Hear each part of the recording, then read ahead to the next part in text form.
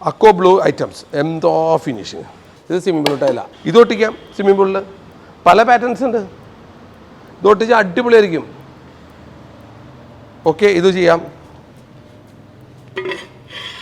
Yes, നോക്ക്. ഇനി നിങ്ങൾക്ക് 1 2 3 4 കളർ പരിചയപ്പെടുത്തും. ഇത് നോക്ക്. യെസ്, ഈ കളറൊക്കെ ഇങ്ങനെ പീസായിട്ട് കൊടുക്കുന്ന കളർ നോക്ക്. വാ, ഇത് ഒട്ടിച്ച് കഴിഞ്ഞാൽ അടിപൊളി കളറുകളാണ്. അക്കോ ഗ്രീൻ പോലെയല്ല, നമ്മളെ വെള്ളം എന്ന് പറഞ്ഞാൽ ഒറിജിനൽ ഇതായിട്ട് കിട്ടും. നോക്ക്. യെസ്, ചില ആൾക്കാർക്ക് കണ്ട ചെറിയൊരു പീസുകളായിട്ട് ഒട്ടിക്കുന്നത് കണ്ട, ചെറിയ പീസുകളായിട്ട് ഒട്ടിക്കുക. ഇത് നിങ്ങളൊരു കാര്യമുണ്ട്, പ്ലെയിൻ ടൈലല്ല കേട്ടോ. ഇതിലും ഡിസൈൻ ഉണ്ട്, ഇതുമൊരു വർക്ക് ഉണ്ട് കേട്ടോ. ഈ ഫിനിഷിങ് കണ്ടോ, ഇത് ടൈലിൽ വെള്ളത്തിൽ വരുമ്പോൾ ഭയങ്കര സൂപ്പറാണ് കേട്ടോ. ഇത് നിങ്ങളൊരു പ്ലെയിൻ ടൈലായിട്ട് കണക്ക് വിട്ട് വരുന്നത്.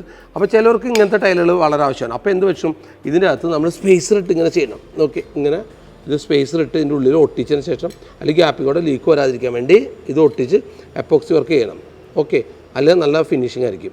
ഇതിങ്ങനെയും ചെയ്യാം കേട്ടോ. സിമ്പിൾ വേണ്ട, ഇങ്ങനെ ടൈലുകൾ എല്ലാ ടൈലുകളും ചെയ്ത് ഇനി എപ്പോക്സി വർക്ക് ചെയ്യുകയാണെങ്കിൽ സൂപ്പറായിരിക്കും. അത് തന്നെ ഈ കളറും നോക്കിയേ, കളർ ചേഞ്ചുകൾ ഇപ്പോൾ കണ്ടമാനം വന്നിട്ടുണ്ട്. ഇതും അങ്ങനെ ചെയ്യാം, അടിപൊളിയായിരിക്കും. Colour change സൂപ്പറായിരിക്കും.